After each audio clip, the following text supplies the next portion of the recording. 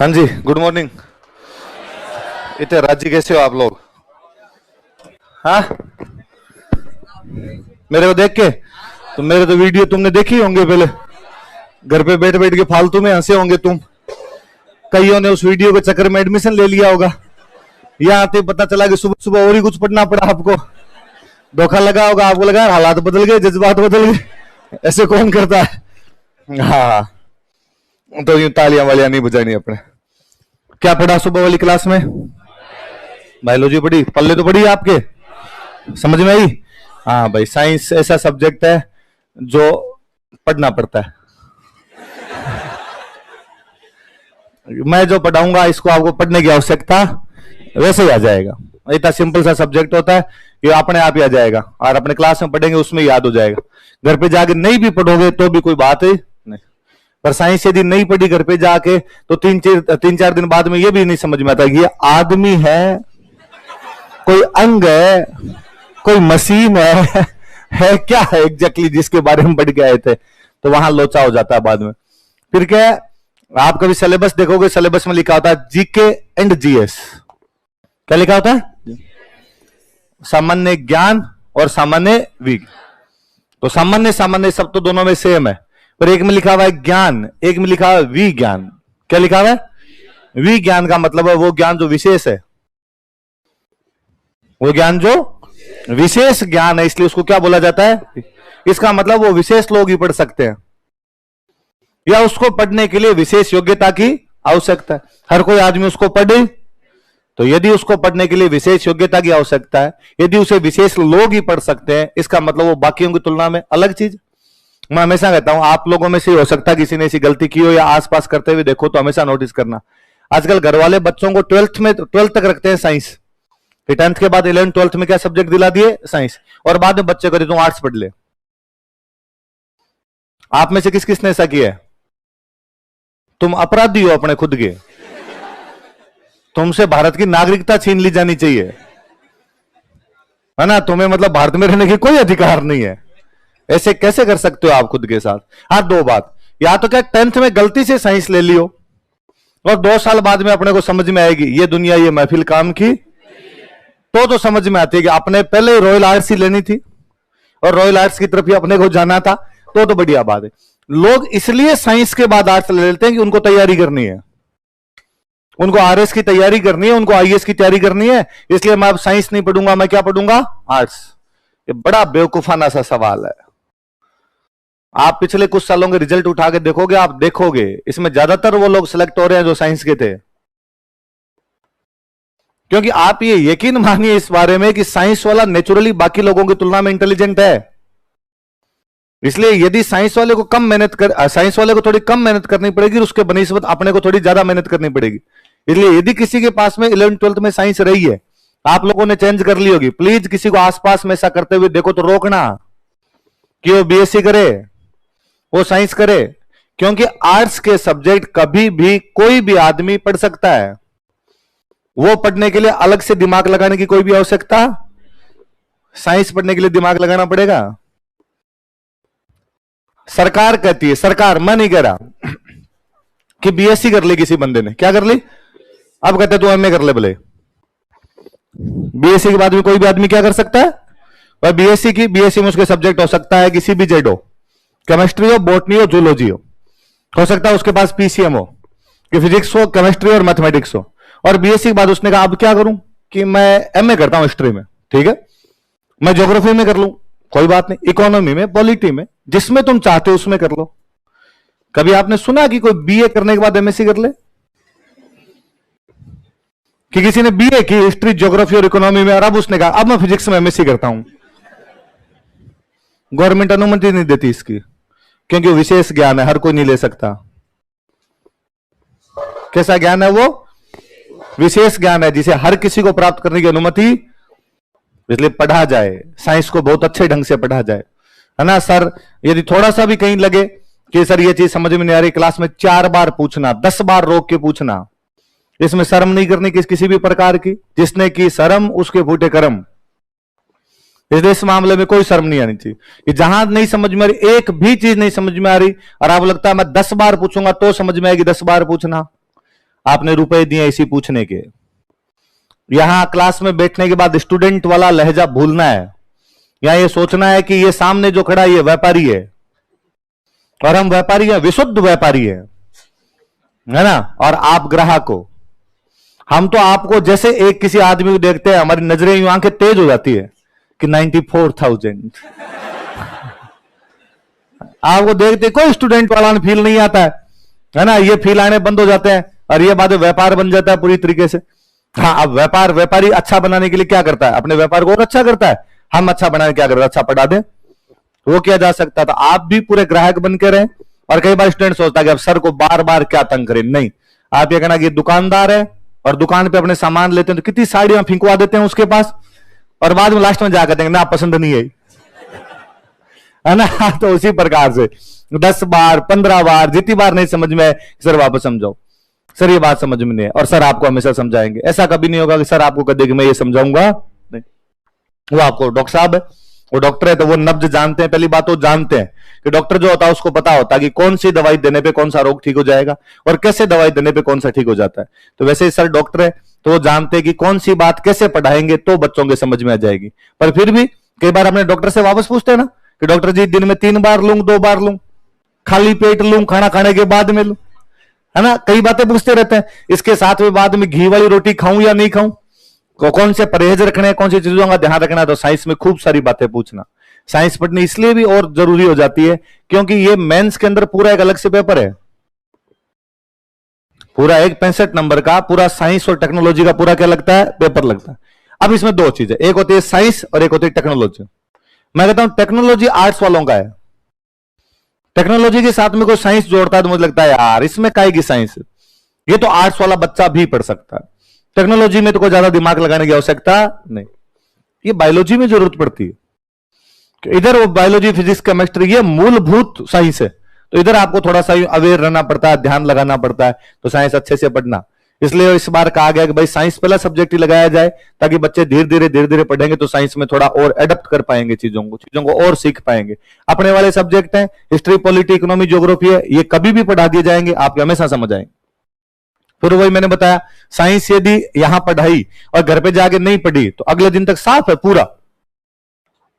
History आपने नहीं पढ़ी, मैं तो कहता हूं मत पढ़ना, आप तो यहां क्लास में पढ़ना, क्लास में पढ़ने के बाद घर पे जाके फेंक देना हिस्ट्री वाले बुक साइड में और वापस साइंस पढ़ लेना। अगले दिन वापस आपको मैं याद करवा दूंगा, ये कल पढ़ाया था, आपको वापस याद आ जाएगा।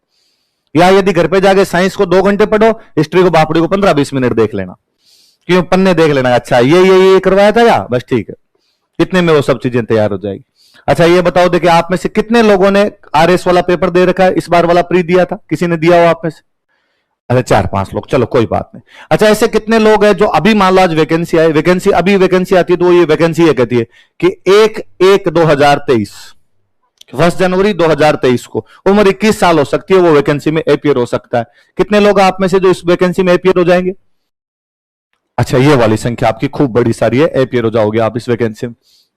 अच्छा बाकी लोग होंगे वो उनको लगता होगा भाई एज थोड़ी कम बढ़ रही है तो अगली के अंदर हो जाएंगे, और अच्छी बात है। ये तैयारी वास्तव में शांति काल की तैयारी है। मैं कल ही एक शाम वाले बैच में बता रहा था कि हमारे पास 2 प्रकार के बैच होते हैं। एक बैच वो होते हैं जो वैकेंसी से पहले होते हैं, एक बैच वो होते हैं जो वैकेंसी के बाद। वही मैंने कहा हम व्यापारी हैं, इसलिए वैकेंसी आती है, वैकेंसी आने के बाद भी हमें लगता है कि नहीं बैच बनाते हैं। अब उस बैच का सिलेबस कितने महीने में आपको करवाना है? 3। कितने महीने में? आरपीसी कहती है हम तो 3 महीने बाद पेपर लेंगे, हम तो 2 महीने बाद पेपर लेंगे, हम तो 4 महीने बाद पेपर लेंगे। जितना आरपीसी ने टाइम दिया उतने में करवाना पड़ेगा। 3 महीने में करवाओ, 4 में तो 4 में करवाओ और 6 में तो 6 में करवाओ। अच्छा आपने एडमिशन लिया रिसेप्शन पे तो इन्होंने कहा कितने महीने में करवाएंगे? कितने में? 18 महीने का। और 18 का मैं कहता हूं आपको 18.5 ही लगने हैं, कम नहीं होता वो, क्योंकि आपका सिलेबस इतना लंबा चौड़ा पड़ा है। आप सब्जेक्ट भी गिनोगे तो 18 है। आपको सब्जेक्ट कितने पढ़ने पड़ जाएंगे? 18 सब्जेक्ट पढ़ने पड़ जाएंगे आपको। तो एक एक सब्जेक्ट का एक एक महीना भी लेके चले तो भी सीधा सीधा टाइम कितना होता है अपना? 18 महीने का टाइम होता है। अब आप सोच के देखो उस 18 महीने के कोर्स को 3 महीने में करवाना पड़े, पर करवाते तो हम वो भी है, क्योंकि हमें लगता है कि भाई अपने नहीं पढ़ाएंगे तो कोई और पढ़ाएगा, और कोई पैसे क्यों ले, अपने लेंगे। तो हमने कहा हम पढ़ा देंगे। तो स्टूडेंट तो उसमें भी आते हैं, भर भर के आते हैं। आपका जो बैच बना इससे भी बड़े बड़े बैच बन जाते हैं प्री वाले टाइम में, पर सबसे अच्छे बैच ये होते हैं जो आपके वैकेंसी से पहले होते हैं। इनमें उनमें क्या करेंगे, जैसे आपको कितने घंटे क्लास का कहा, वहां कितने घंटे क्लास लेंगे, 4, कितना कहा 4, और उनका आगा इसको वेरिएबल करके हम 4 से 6 तक ले जाते हैं, है ना। और 6 वाली क्लासें भी फिर वैसी क्लासें होती है कि भाई मैथ्स की क्लास लगा दी, रीजनिंग की क्लास लगा दी, कुछ छोटे मोटे सब्जेक्ट साथ में और चला ली जाए, वैसे वाली क्लासें लगाने लग जाते हैं। वैकेंसी आ जाए, आपातकालीन परिस्थितियों जाए तो बात अलग है, बाकी सामान्य परिस्थितियों में ये क्लास इतनी इतनी चलती रहती है, 4 घंटे। 4 घंटे का मतलब 2 सब्जेक्ट पढ़ने डेली, है ना। जैसे एक साइंस पढ़ लिया, एक आगे मैं आपको क्या पढ़ा दूंगा, जैसे मान लो हिस्ट्री पढ़ा दूंगा, 2 सब्जेक्ट पढ़ने। प्री वाली वैकेंसी ये 18 महीने का कोर्स उनको कराना 3 महीने में, फिर हम क्लास लगाते हैं 10 घंटे। हम कहते टिफिन साथ में लेके आना, 7 बजे बैठेगा और हम छोड़ेंगे तेरे को 5 बजे। बंदा क्या पढ़ ले क्या नहीं पढ़ ले बाद में घर पे जाके, फिर वो तो उनमें तो पढ़ाई वो होती है कि कोई बच्चा पहले से थोड़ा बहुत पढ़ा लिखा हो, थोड़ा हम यूं छींटे फेंकते हैं उसके ऊपर, और थोड़े बहुत पढ़ जाए और उनसे बच्चा खुद ही इंटेलिजेंट हो, वो पास हो जाए। बाकी ज्यादातर सिलेक्शन जो मैं हमेशा देखता हूं वो इन बैचों से होता है, फाउंडेशन वाले बैचों से, क्योंकि इनमें आपके पास भी टाइम होता है। डेली 4 घंटे का पढ़ा है। जैसे साइंस वाले सर कितने पेज भरवा गए, 2 पेज, 3 पेज भरवा, 3 मान लो, आज पहला दिन था 3 मान लो, कल 4 हो जाएंगे। पहले दिन थोड़ा समझानी पड़ती है इधर उधर की बातें। मैं भरवा गया तो मैं 3-4 पेज भरवा गया, तो मान लो एक दिन के पेज कितने हुए, 7-8 पेज ही घर पे जाके पढ़ने। ये आप मानोगे एक दिन में भरा दें 50, तो पढ़े जा सकते हैं? नहीं पढ़े जा सकते हैं, बिल्कुल छोड़, तेरे से 4 ही नहीं पढ़े जाएंगे। मैं बता दूंगा ये तो थोड़े दिन बाद में। वो मैं हमेशा कहता हूं कि अभी ये अगला मंडे छोड़ दो, इससे अगले मंडे से हम आपकी टेस्ट लेने लग जाएंगे। वहां उन्होंने कहा होगा हम हर मंडे को टेस्ट लेंगे, तो भाई ये अपना आज मंगलवार शुरू हो रहा था ना, अभी 7 दिन में जितना सिलेबस होता नहीं है कि हम टेस्ट लें, उससे अगले मंडे तक हम टेस्ट जितना सिलेबस ले लेते हैं, भले 2 टॉपिकों पर उसका टेस्ट लेंगे। और उसके बाद आपका हर वीक में टेस्ट होगा, मंडे को ही होगा, हर मंडे को आपका टेस्ट होता रहेगा। अभी जैसे क्लास पूरी भरी हुई है, जगह ही नहीं है कहीं पे, कोई बैठने की जगह नहीं, घुसने की जगह नहीं, वो क्लास की स्थिति हो रखी है। फिर उन टेस्टों में क्लास देखने वाली होती है कि पहले टेस्ट के अंदर सारे लोग बैठे हैं, सारे पूरी भीड़ आ रखी है, और बच्चे जब तक टेस्ट नहीं होता तब तक कान खा जाते हैं, सर टेस्ट कब है। वहां कहा था मैं रिसेप्शन पे टेस्ट लेंगे, सर मंडे तो निकल गए। अरे यार एक मंडे निकला, सिलेबस ही नहीं हुआ, अगले मंडे को हम टेस्ट ले लेंगे। फिर अगले मंडे आता है, टेस्ट होता है। क्लास में मान लो आप बैठे हो 400 लोग, तो हम पेपर छपवाते हैं 400, तो पेपर जब हम बांटते हैं तब हमें लगता है कि पेपर तो बंटे 370, तो 30 लोगों के पेपर क्यों नहीं बंटे, तो कहा आए नहीं। तो हमें लगता है कि यार ये 30 लोग वो रहे होंगे जिनके एडमिशन थोड़े लेट हुए, कि मान लो हो सकता है किसी ने एडमिशन 2 दिन बाद में लिया, किसी ने 4 दिन बाद में लिया, तो उस बच्चे को लगा यार मेरे सिलेबस ही नहीं हुआ तो मैं पेपर कहां से दूं, तो पेपर देने नहीं आया, तो कोई बात नहीं, नेक्स्ट मंडे 2-3 मंडे जब निकलते हैं, फिर हम कहते हैं यार पेपर छापे थे 400 बंटे 300,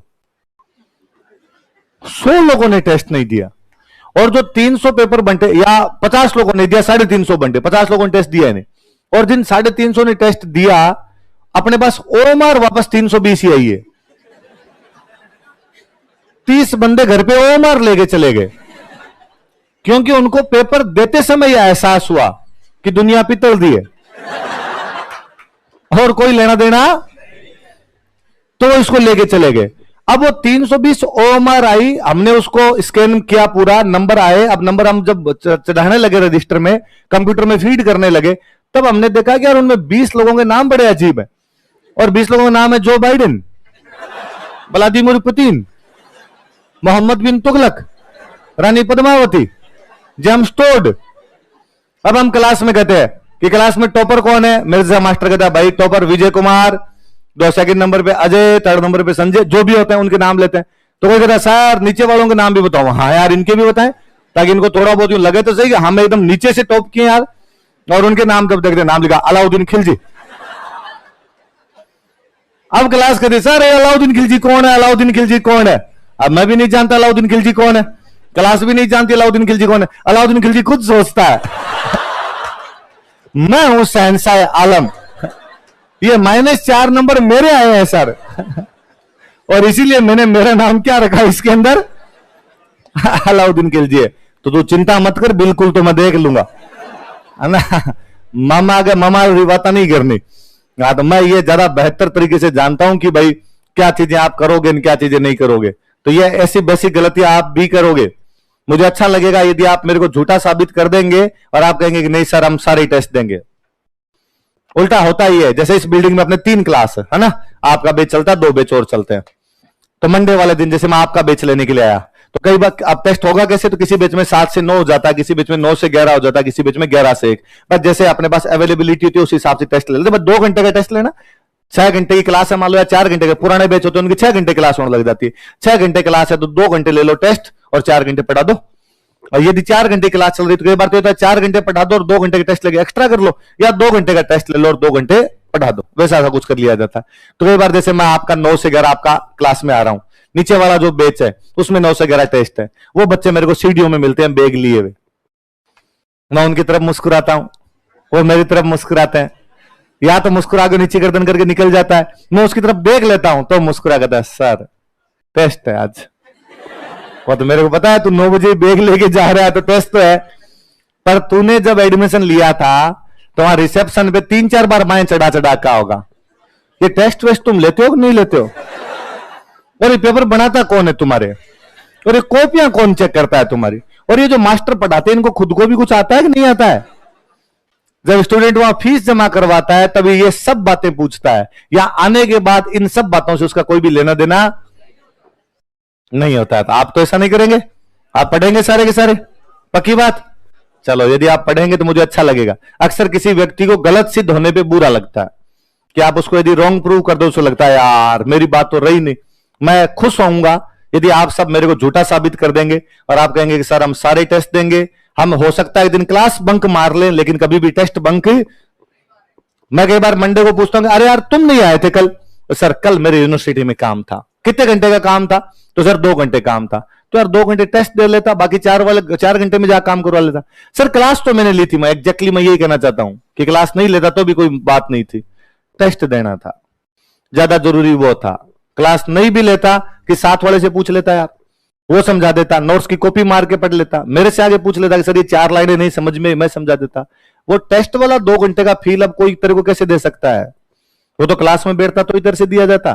तो आप सारे लोग टेस्ट देंगे, हाँ तो वो भाई ध्यान रखना है। तो एक तो साइंस वाली बात ध्यान रखनी है कि साइंस यदि सब्जेक्ट लगा तो पहले दिन से इसको सीरियस लेना।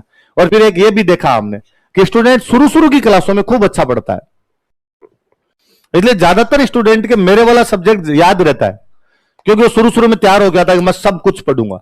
वो महीने भर मेरे वाली क्लास चलती है, साथ में ज्योग्राफी की चलती है, इकोनॉमी की क्लास चलती है, उसको भी खूब अच्छे से पढ़ता है, ज्योग्राफी भी उसको याद होती है, इकोनॉमी में। फिर बाद में धीरे धीरे मान लो साइंस लगी, तब तक जाते जाते उसको ब्रह्म ज्ञान हो जाता है और उसके समझ में आ जाता है कि नहीं कोई मतलब नहीं है, तो बाद में उसको जाके छोड़ना शुरू कर देता था। आपके लिए अच्छी बात है कि आपके पहले दिन साइंस लगी, क्योंकि शुरुआत वाला वो जोश है, इस चक्कर के अंदर एक 65 नंबर का पूरा सब्जेक्ट तैयार हो जाएगा। और मैंने देखा कि जिन लोगों के साइंस थोड़ी सी अच्छी हो जाती, थोड़ी सी, ज्यादा नहीं, ये सामान्य विज्ञान है, विज्ञान के आगे एक शब्द और लगा हुआ है सामान्य, मतलब ज्यादा नहीं आनी चाहिए। कितनी आनी चाहिए आपको, सामान्य। जिन लोगों की साइंस थोड़ी सी भी अच्छी हो जाती है उनका प्री कभी नहीं रुकता। और प्री है ना पूरा, भाई स्टूडेंट आगे कहता है कि सर राइटिंग प्रैक्टिस कब कराओगे, लेखन शैली हमें बता दो कैसे है, भाषा कैसी होनी चाहिए, मीडियम कब लूं, कौन सा लूं। ये बातें तब काम आएगी जब प्री पास होगा। सर राइटिंग प्रैक्टिस कैसे करूं, तो बोला प्री तो पास हो, राइटिंग का मौका तो दे सरकार, प्रैक्टिस तो कर करा लेंगे अपने। अब प्री केवल ज्ञान का खेल है। प्री वाले में सीधा या तो आपको सवाल आता है या आपको सवाल नहीं, या तो 2 नंबर या 0 नंबर, बीच का कोई रास्ता। मेंस में तो है 5 नंबर का सवाल था, हो सकता है 1 के 5 में से 5 है, 1 के 5 में से 4 है, 1 के 3.5 है, 1 के 2.5 है, 1 का 1 वेरिएशन है ना, यहां कोई वेरिएशन नहीं। या तो आप